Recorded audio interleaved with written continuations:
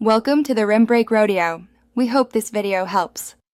In this video, I will compare copper RO versus normal RO. Pay attention to performance, maintenance, and long-term costs to pick the right system for your home.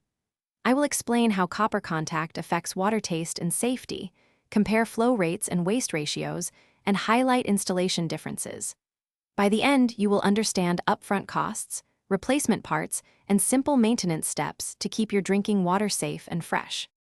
Copper contact can influence taste and offer antimicrobial properties, while normal RO water tends to be neutral without remineralization. I will explain how small copper traces may affect flavor and why some users prefer neutral-tasting water. We will discuss remineralization options, pH balancing, and simple home tests to monitor water quality. This helps you decide whether taste, perceived health benefits, or neutrality matters most for your household. Upfront costs differ, but long-term expenses hinge on filter and membrane replacement schedules and maintenance habits. I will walk through typical replacement intervals, expected filter costs, and signs your system needs service.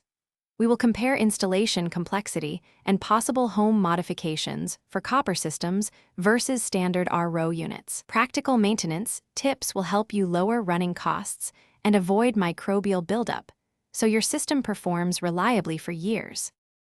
Thanks for watching. Consider subscribing if we helped you.